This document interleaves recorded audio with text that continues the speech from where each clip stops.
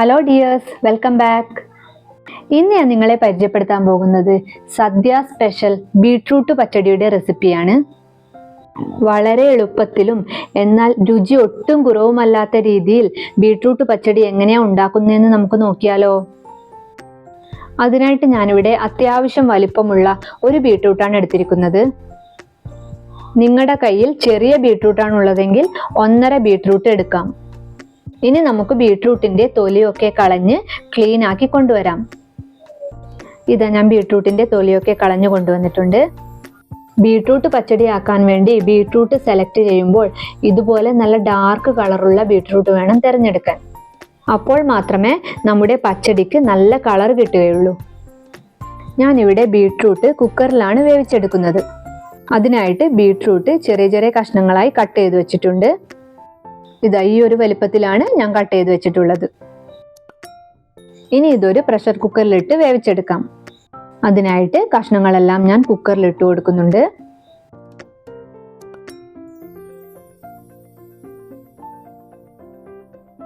എന്നിട്ട് കുറച്ച് വെള്ളം ഒഴിച്ചു കൊടുക്കാം. ഇതാ ഞാൻ ഇത്ര മാത്രമേ വെള്ളം ഒഴിച്ചു കൊടുത്തിട്ടുള്ളൂ. ഇനി ഇതിലോട്ട് ഉപ്പ് ചേർത്ത് കൊടുക്കാം. എന്നിട്ട് കുക്കർ അടച്ച് ബീട്രൂട്ട് വേവിച്ചെടുക്കാം. ബീട്രൂട്ടിന് അത്യാവശ്യം വേവുള്ളതാണ്. അതുകൊണ്ട് ഹൈ ഫ്ലെയിമിലിട്ട് ഒരു വിസിൽ വന്നതിന് ശേഷം മീഡിയം ഫ്ലെയിമിലേക്ക് മാറ്റി 3-4 വിസിൽ വരുന്നത് വരെ ബീട്രൂട്ട് വേവിച്ചെടുക്കണം. ബീട്രൂട്ട് വേവുന്ന ടൈമിൽ നമുക്ക് പച്ചടിക്ക് ആവശ്യമായ അരപ്പ് തയ്യാറാക്കാം. അതിനായിട്ട് ഞാൻ 1 കപ്പ് ചിരകിയ തേങ്ങ എടുത്തിട്ടുണ്ട്. കൂടാതെ അത്യാവശ്യം എരിവുള്ള ഒരു പച്ചമുളക് കൂടി എടുത്തിട്ടുണ്ട്. ഇനി ഇതിലേക്ക് 1/4 ടീസ്പൂൺ ചെറിയ ജീരകവും 1 ടീസ്പൂൺ കടുക് കൂടി ചേർത്ത് കൊടുക്കുന്നുണ്ട്. കൂടാതെ ഒരു ചെറിയ കഷ്ണം ഇഞ്ചി കൂടി ചേർത്ത് കൊടുക്കാം. ഇനി ഇവയെല്ലാം കൂടി മിക്സിയുടെ ജാറിലിട്ട് വളരെ കുറച്ചു മാത്രം വെള്ളം ഒഴിച്ച് അരച്ചെടുക്കാം. തേങ്ങയൊക്കെ ഞാൻ അരച്ചെടുത്ത് കൊണ്ടുവന്നിട്ടുണ്ട്. ഇനി ഇത് പച്ചടി തയ്യാറാക്കാനുള്ള ചട്ടിയിലോട്ട് മാറ്റാം.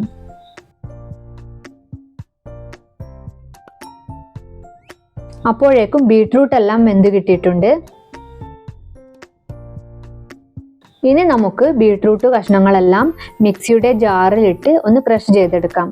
അരഞ്ഞ് പേസ്റ്റ് ആവാതെ പ്രത്യേകം ശ്രദ്ധിക്കണം.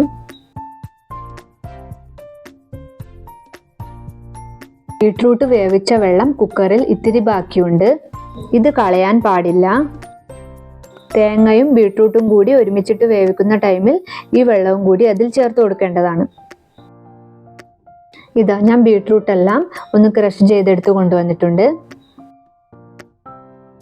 ഇതുപോലെയാണ് ക്രഷ് ചെയ്തെടുത്തത്. ഇനി ഇത് ചട്ടിയിലോട്ട് മാറ്റാം.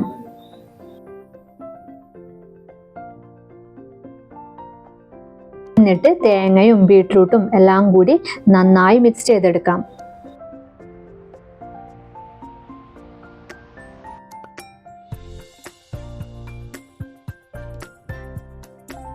അതിനുശേഷം അടുപ്പിൽ വെച്ച് കുക്ക് ചെയ്തെടുക്കാം. ഒരടപ്പ് വെച്ച് അടച്ചു കൊടുക്കുന്നുണ്ട്.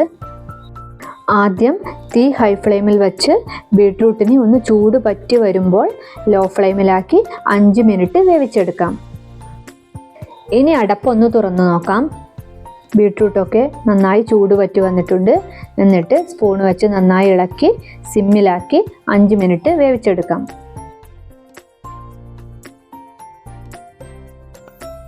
ഇപ്പോൾ ഇവിടെ ഏകദേശം 5 മിനിറ്റ് ആയിട്ടുണ്ട്. അരപ്പെല്ലാം നല്ല രീതിയിൽ പാകത്തിന് വെന്ത് കിട്ടിയിട്ടുണ്ട്. ഇനി ഗ്യാസ് ഓഫ് ചെയ്ത് 10 മിനിറ്റ് തണുക്കാനായി മാറ്റി വയ്ക്കാം. 10 മിനിറ്റ് ഒന്ന് തണുത്തതിന് ശേഷം ഇതിലേക്ക് നമുക്ക് തൈര് ഒഴിച്ചു കൊടുക്കാം. അങ്ങനെ പച്ചടിയൊക്കെ ഏകദേശം തണുത്ത് കിട്ടിയിട്ടുണ്ട്. ഇനി തൈര് ഒഴിച്ചു കൊടുക്കാം. അതിനായിട്ട് ഞാനിവിടെ 1/4 കപ്പ് തൈരാണ് എടുത്തിട്ടുള്ളത്. പുളി കുറഞ്ഞ തൈരാണെങ്കിൽ 1 കപ്പ് തൈര് എടുക്കാം. ഇനി ഇത് മിക്സിയുടെ ജാറിലിട്ട് ഒന്ന് കറക്കിയെടുക്കാം.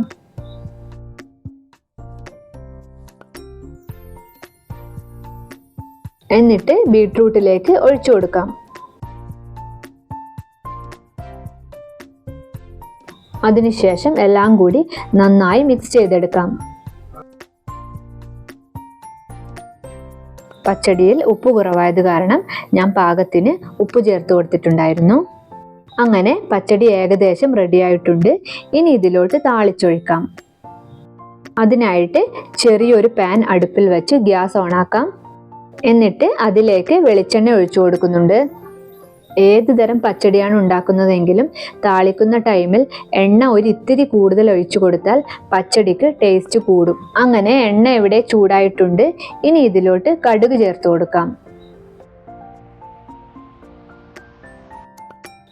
കടുക് പൊട്ടി തുടങ്ങുമ്പോൾ ഇതിലേക്ക് ഉണക്കമുളകും കറിവേപ്പിലയും കൂടി ചേർത്ത് മൂപ്പിച്ചെടുക്കാം.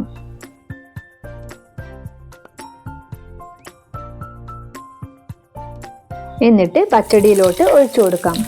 ഇനി ഇത് ഉടനെ തന്നെ സ്പൂണ് വെച്ച് ഇളക്കാതെ 2-3 മിനിറ്റ് അടച്ചു വയ്ക്കാം. ഇങ്ങനെ ചെയ്താൽ താളിച്ചതിൻ്റെ ഫ്ലേവർ പച്ചടിയിലേക്ക് കൂടുതൽ ഇറങ്ങിച്ചെല്ലും. ഇനി അടപ്പ് തുറന്ന് എല്ലാം കൂടി നന്നായി യോജിപ്പിച്ചെടുക്കാം.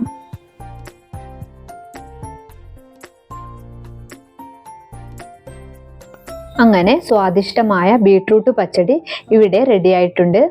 എല്ലാവരും ട്രൈ ചെയ്ത് നോക്കുമെന്ന് വിചാരിക്കുന്നു.